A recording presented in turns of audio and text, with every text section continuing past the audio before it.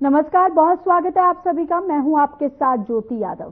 CM Nayab Singh Saini ने सोमवार को पंचकुला के सुख दर्शनपुर गांव पहुंचे और जहां उन्होंने श्री माधव गौशाला में श्री राधा कृष्ण मंदिर के लोकार्पण अवसर पर आयोजित हुए कार्यक्रम को संबोधित किया।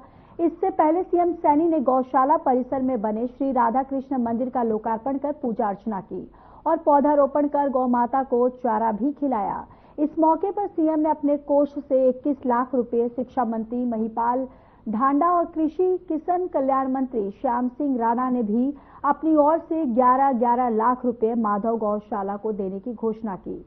इसके बाद सीएम सैनी ने प्रदेश में आगजनी की घटनाओं से हुए नुकसान का बयान जारी किया है और यानी कि जो नुकसान हुए हैं उस पर उन्होंने बयान अपना जारी किया है। उन्होंने कहा है कि सरकार इन घटनाओं को लेकर गंभीर है। प्रदेश में हुई आगजनी की घटनाओं से जिन किसानों की फसलें या पशुओं संबंधित जानमाल का नुकसान हुआ है, ऐसे किसानों को जल्द ही मुआवजा मिलेगा। इसके लिए सभी संबंधित अधिकारियों को दिशा निर्देश दिए गए हैं।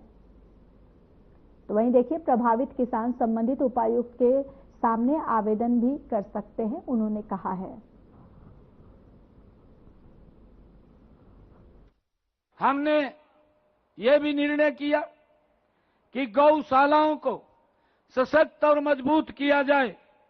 इनमें चाहे शेड की व्यवस्था की बात हो, चाहे पीने के पानी की व्यवस्था की बात हो, चाहे चारे की व्यवस्था की बात हो, इसके लिए हमने 8 करोड़ रुपए वो जारी किए हैं इस वर्ष में।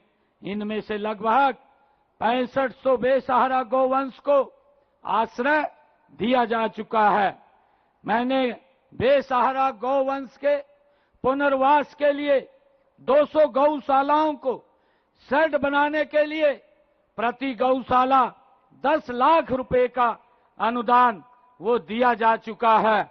ऐसी 50 गौशालाओं में शेड बन करके भी तैयार हो गए हैं। लगातार ये सरकार गौ हित के अंदर मजबूती से काम कर रही है।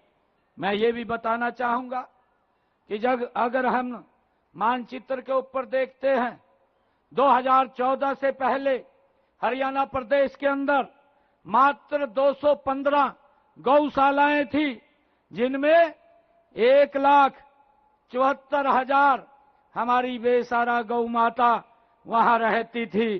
परंतु मुझे खुशी है आप लोगों को बताते हुए, इन 10 वर्षों के अंदर हमारी सरकार ने, यह डबल इंजन की सरकार ने गति से काम किया है।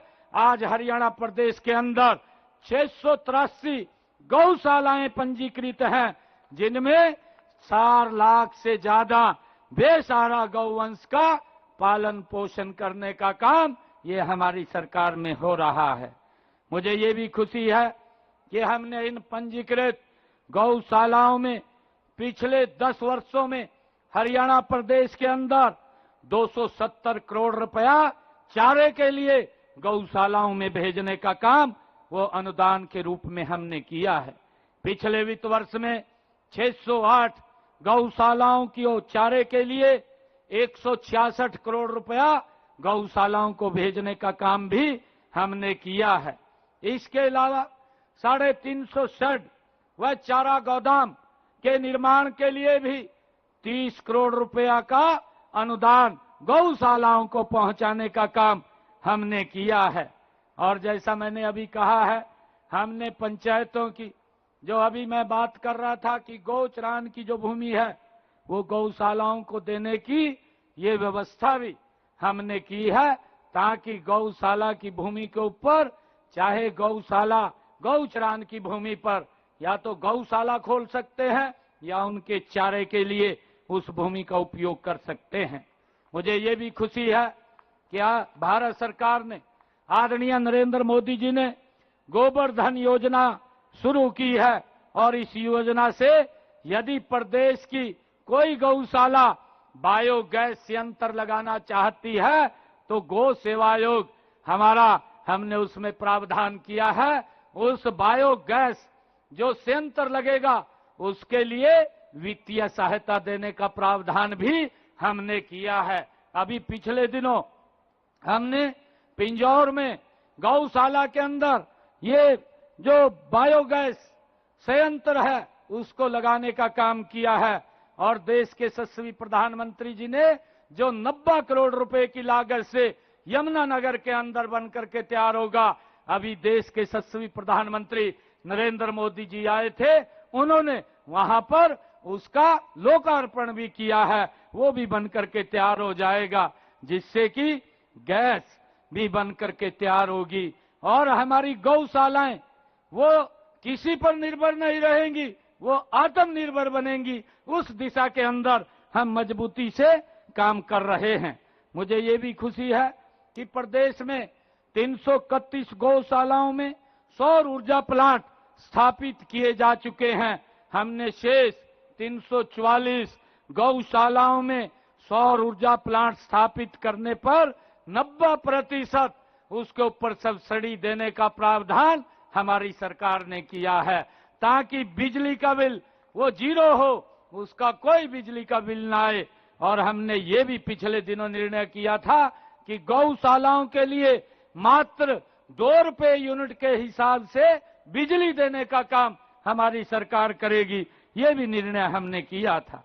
मुझे खुशी है बताते हुए कि हमने गौ माता की सुरक्षा के लिए एक सख्त कानून हरियाणा के अंदर गौ वंश संरक्षण व गौ संवर्धन अधिनियम 2015 उसको लागू किया है। इस कानून में गौ हत्या करने वाले व्यक्ति को 10 साल की सख्त कारावास और तथा अवैध गौ तस्करी करने वाले व्यक्ति को 7 साल की कैद का भी प्रावधान इसके अंदर किया है।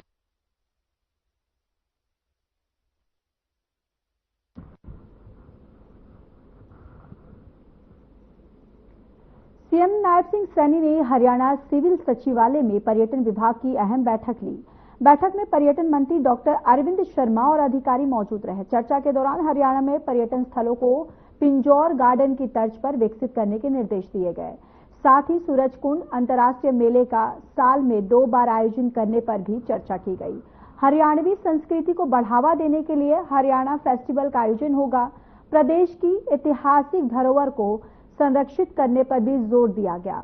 युवा पीढ़ी को इन स्थलों का दौरान करवाने के लिए योजना तैयार की जाएगी। और बैठक में प्रदेश के 5 टूरिस्ट कॉम्प्लेक्सों को पीपीपी मोड पर चलाने के निर्देश दिए। इसके साथ ही हरियाणा का अपना पर्यटन कैलेंडर भी जारी किया गया।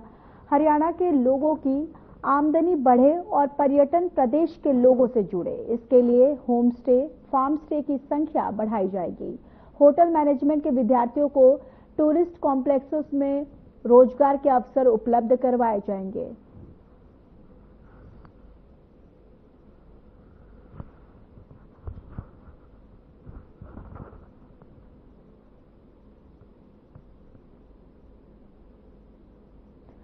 हरियाणा के श्रम मंत्री अनिल विज ने सोमवार को चंडीगढ़ में हरियाणा भवन और अन्य निर्माण श्रमिक कल्याण बोर्ड की बैठक की अध्यक्षता की। उन्होंने 3 सदस्यीय कमेटी में यूनियन की तरफ से सुनील ढिल्लो, नियुक्ता की तरफ से भूपेंद्र शर्मा और विभाग की ओर से संयुक्त सचिव AK देशवाल को शामिल करने के निर्देश दिए।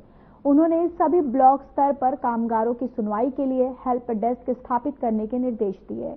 उन्होंने कहा कि कॉल सेंटर और हेल्प डेस्क दोनों अलग अलग होने चाहिए। बैठक में जानकारी दी गई कि पंचकुला, हिसार और सोनीपत में क्षेत्रीय स्तर पर कॉल सेंटर खोले गए हैं।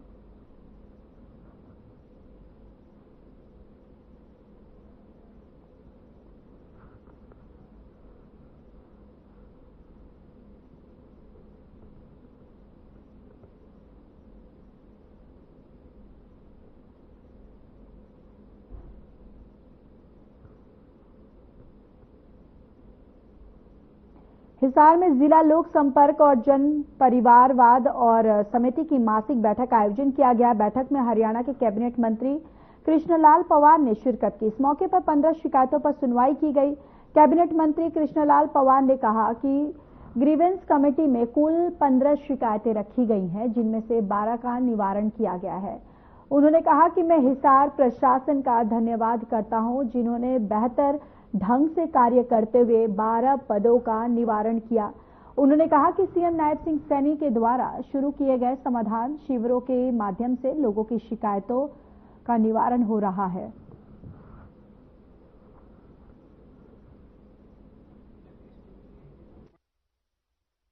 आज हिसार की ग्रीवेंसेस कमेटी के अंदर 15 एजेंडे थे, जिसमें से 12 का निर्माण किया गया है, केवल 3 की प्रेगनेंसी रखी गई है। इसके लिए मैं डिस्ट्रिक्ट एडमिनिस्ट्रेशन का और विधायक का और सभी मेरे वरिष्ठ साथियों का धन्यवाद करता हूं और एडमिनिस्ट्रेशन के अधिकारियों का धन्यवाद करता हूं कि बहुत अच्छे ढंग से इन्होंने काम किया, जिससे 13 मत आज फैसला किया 12 मतों का। तो भविष्य में भी इसी प्रकार से लोगों की जो शिकायत उनका निवारण होता रहे, जिससे जो माननीय नायब सैनी जी ने पूरे प्रदेश में जो समाधान शिविर प्रतिदिन लगते हैं, उससे भी बहुत लोग आकर के अपनी बात कह लेते हैं, उनसे उनको बहुत न्याय मिलता है।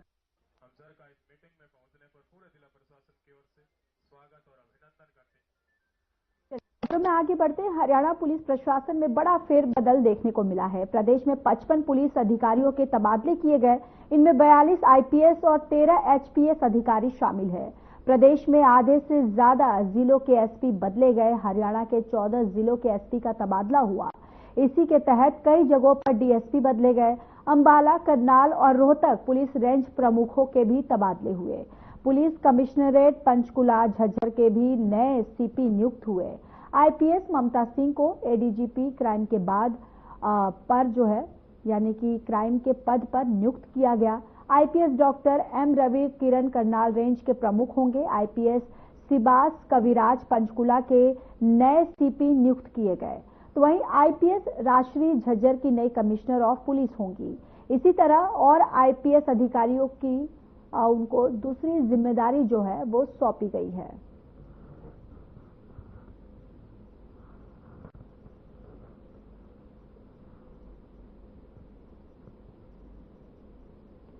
खबर सिरसा से, जहां सिरसा में सोमवार को शहीद सूबेदार बलदेव सिंह पंचतत्व में विलीन हो गए। उनका पैतृक गांव झोपड़ा में राजकीय सम्मान के साथ अंतिम संस्कार किया गया। इस दौरान उन्हें अंतिम विदाई देने के लिए जन सैलाब उमड़ा। इससे पहले जब पार्थिव शरीर घर पहुंचा तो शहीद की पत्नी को चक्कर आ गए। परिजनों ने उन्हें संभाला। इस दौरान सूबेदार की दादी ने कहा कि शेर पुत्र देश लई कुर्बानी दे गया, मैनू जप्पीता पा गया। और आपको ये भी बताते चले कि सूबेदार रविवार को लद्दाख के सियाचिन ग्लेशियर में शहीद हो गए। जम्मू एंड कश्मीर राइफल्स में वो तैनात थे। पिछले साल ही उन्हें सूबेदार के पद पर प्रमोशन मिली थी। शहीद सूबेदार के पिता बलवंत सिंह का निधन हो चुका है। घर में मां रचना कौर, भाई हरदेव सिंह, पत्नी गुरविंदर कौर और 2 बच्चे उपराज सिंह और मनरीत कौर।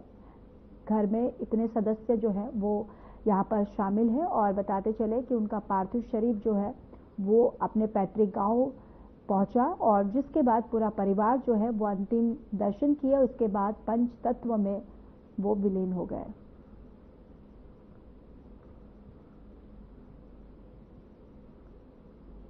देखिए, आज गांव झोपड़ा में पूरे गांव की आंखें नम हैं। हमारे देश का एक सिपाही, हमारे जिले का होनहार बेटा शहादत को प्राप्त हो गए हैं। सभी इलाका के यहाँ के आप देख रहे हैं, सभी लोग यहाँ पर नम आंखों से उन्हें श्रद्धांजलि देने के लिए आए हैं। मैं एक ही बात कहूँगा, चाहे मेरे सामने जो कैमरे मैन या मीडिया के कर्मी खड़े हैं, चाहे हम हैं या जो भी यहाँ पर खड़ा है, हम लोग इस देश के अंदर इस खुली हवा में सांस तभी ले पा रहे हैं जब ऐसे हमारे वीर सैनिक जो हम सब की सुरक्षा के लिए सियाचिन, हिमालय की पहाड़ियों में -40 की डिग्री में रहते हैं और हम सब की हिफाजत करते हैं। और मैं तो ये समझता हूं कि ये जीवन भी हम उनकी वजह से जी पा रहे हैं।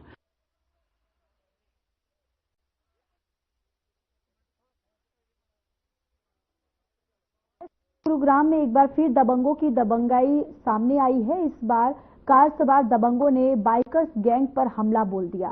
बाइकर्स को बुरी तरीके से पीटा और उसकी लाखों रुपए की बाइक को भी तोड़ दिया। बताया जा रहा है कि गुरुग्राम के सेक्टर 37 पुलिस थाना इलाके में बाइकर्स जिस वक्त जयपुर की ओर से दिल्ली आ रहे थे, तभी किसी बात को लेकर कार सवार कुछ दबंगों ने बाइकर्स पर हमला बोल दिया, जिसका वीडियो भी सोशल मीडिया पर काफी वायरल हो रहा है और काफी चर्चा में भी है। मामले की जानकारी पुलिस को दी गई। पुलिस प्रवक्ता संदीप कुमार ने बताया कि घायल बाइक सवार का मेडिकल कराकर उसे इलाज के बाद भेज दिया गया है और पुलिस बदमाशों की तलाश में जुट गई है।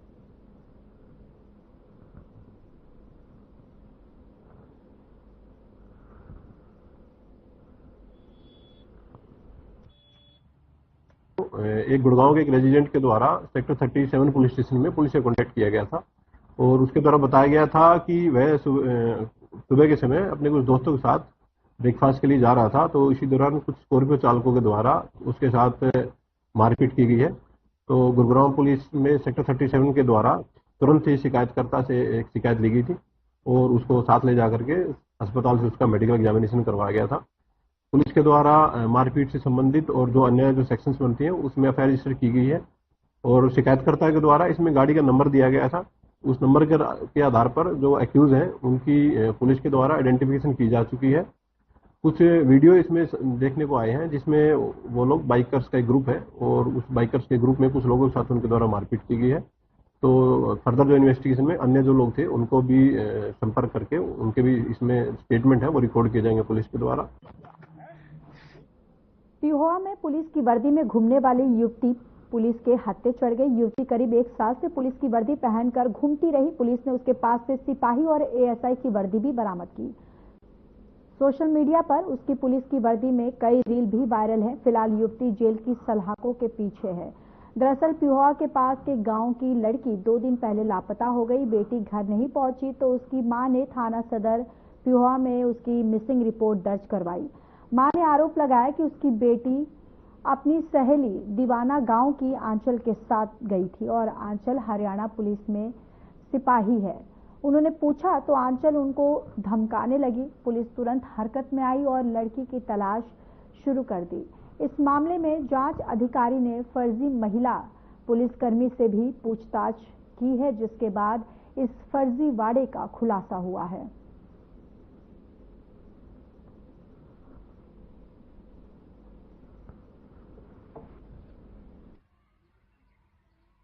ये ना 19 तारीख को माया देवी है रजनी की माता जी, उन्होंने एक शिकायत दी थी, आसमानपुर से शिकायत दी थी कि ऐसी मेरी लड़की अपने दोस्त के साथ कहीं चली गई है और उसकी दोस्त हमें मिल गई थी।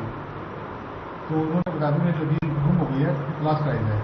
तो इससे जो रजनी के माता जी हैं वो इसको लेके आए थे हमारे पास और उसके पास उन्होंने बताया था कि ये ना पुलिस की यूनिफॉर्म भी लिए हुए है, ये पुलिस में रही है, लोगों को बताते हैं भी मैं पुलिस में हूँ। तो फिर हमने उसको चेक किया तो उसके पास पुलिस की यूनिफॉर्म मिली।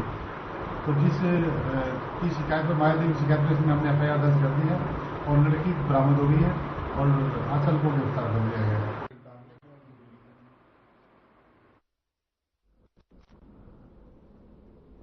रेवाड़ी में क्लिनिक चलाने वाला डॉक्टर फेसबुक पर 17 अप्रैल को 6:09 पर 35 मिनट का वीडियो पोस्ट करने के बाद लापता हो गया, लेकिन मोबाइल और गाड़ी क्लिनिक पर ही पड़ा मिला।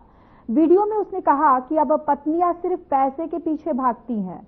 तो वहीं डॉक्टर के पिता की शिकायत पर पुलिस ने रेवाड़ी के मॉडल टाउन थाने में गुमशुदा का केस दर्ज कर तलाश शुरू कर दी है।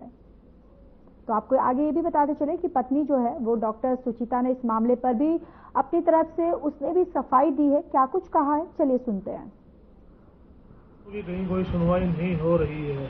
हर जगह एक ऐसा माहौल छाया हुआ है कि लेडीज जो चाहे अपनी मर्जी से वो कर रही है। पुरुषों का सुनने वाला ना कोई प्रशासन है, ना कोई पुलिस है, ना कोई मंत्री है, कुछ भी नहीं है। आज मेरी शादी को तकरीबन 12 साल हो गए हैं और मेरी लव मैरिज 29 नवंबर 2013 को, लेकिन हम रिलेशनशिप में 2004 से हम साथ में हैं। तब से लेकर आज तक जो भी घटित हुआ है उसकी सुनवाई कोई सुनने वाला है नहीं। ऐसा जी, वो अपने आप को बचाने के लिए झूठे आरोप लगा रहे हैं, मुझ पर झूठे आरोप लगाए जा रहे हैं। क्योंकि मैंने अपनी लाइफ में सबसे ज्यादा बर्दाश्त इनके साथ अपना जो रिश्ता बचाने के लिए किया है, इससे ज्यादा बर्दाश्त शायद कोई लेडी नहीं कर सकती जितना मैंने बर्दाश्त किया है। मैं अपने माता पिता की इकलौती संतान हूँ। मेरे को बड़े नाजों से पाला मेरे माता पिता ने, ऐसा जैसे कि सभी लोग अपने बच्चों को पालते हैं, पोसते हैं, बड़ा करते हैं। लेकिन मैं एक लड़की हूँ। सबसे पहला आरोप तो उन्होंने मेरी माता पे ये लगा दिया कि दूसरी लड़की हुई तो ये रोई और इसकी माता रोई, तो मेरी माता क्यों रोएगी जी, मैं तो इकलौती लड़की। जब इकलौती लड़की को उन्होंने इतना इस लायक बना दिया पढ़ा लिखा के, तो वो इस तरह की हरकतें क्यों करेंगे? ये उनकी जो मनगढ़ंत कहानियां हैं। और मैं आई थी 26 फरवरी को उनके खिलाफ जो है थाने में रिपोर्ट करके आई थी। मैं सब कुछ लिख के आई थी कि ये ब्लैकमेल करते हैं मुझे, शराब पीते हैं दिन रात। जी, एक शिव कुमार नाम के व्यक्ति हैं जो नारनौल से हैं। उन्होंने अपने बेटे की गुमशुदगी बारे एक शिकायत हमें दी है 19/4/25 को, कि उनका बेटा है डॉक्टर नीरज जो BHC क्लिनिक चलाता है अम्बेडकर चौक पे, वो 17/4/25 की शाम तक ना वापस घर नहीं पहुंचा है। तो उसकी गुमशुदगी का हमने मामला रजिस्टर किया है मॉडल टाउन थाने में, लेकिन अभी तक हमें उसका ना कोई क्लू नहीं चला है। देखिए, लापता होने का कारण अभी तक कुछ सामने नहीं आया है। एक वीडियो चल रही है फेसबुक पे जिसमें डॉक्टर साहब जो है घरेलू तनाव का थोड़ा सा जिक्र कर रहे हैं। उस संबंध में हम अभी तफ्तीश कर रहे हैं कि क्या हिस्ट्री रही है, बैकग्राउंड हिस्ट्री को हम अभी जांच कर रहे हैं। जी, वो अभी क्लिनिक पे ही मिले हैं, उनके ऊपर भी हम इन्वेस्टिगेशन कर रहे हैं। महेंद्रगढ़ में पिछले 10 वर्षों से टूटे 11 सट्टा बाजार के रोड का निर्माण कार्य आज से शुरू हो गया है। महेंद्रगढ़ के विधायक कंवर सिंह यादव ने नारियल फोड़कर रोड के निर्माण कार्य का शुभारंभ किया। विधायक कंवर सिंह यादव ने बताया कि काफी लंबे समय से यह रोड टूटा हुआ था, लोगों को परेशानियों से जूझना पड़ रहा था। इस रोड पर काम शुरू कर दिया गया है। यह शहर का एक सुंदर रोड बनाया जाएगा। SDM अनिल कुमार यादव ने बताया कि रोड के दोनों तरफ अतिक्रमण करके बनाए गए चबूतरे तोड़े जाएंगे।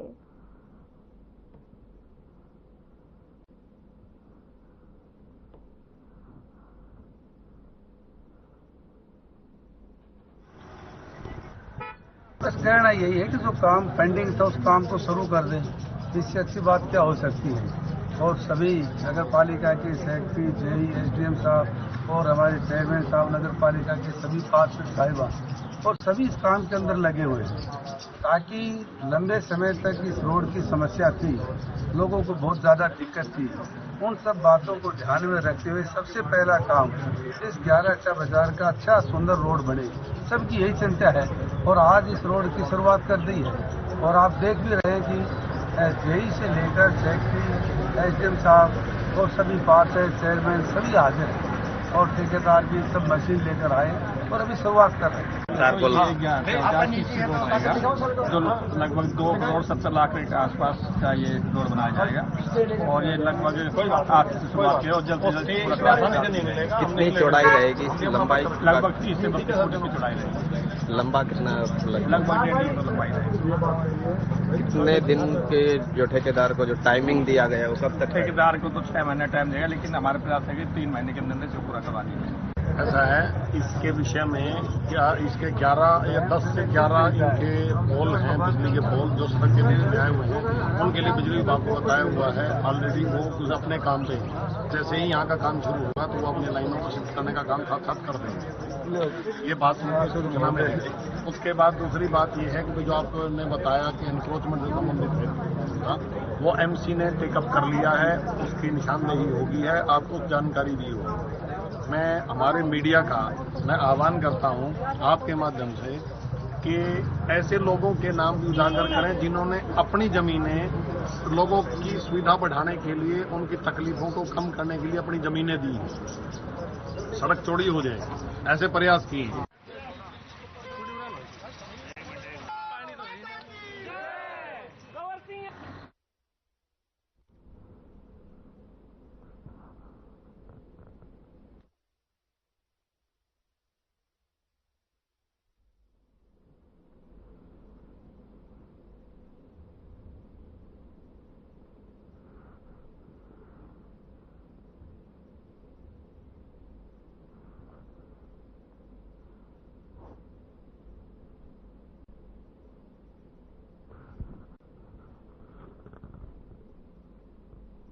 बुलेटिन में मेरे साथ इतना ही, पर अब वक्त हो चला है डॉक्टर राकेश गुप्ता के साथ हमारे खास कार्यक्रम प्लस माइनस का।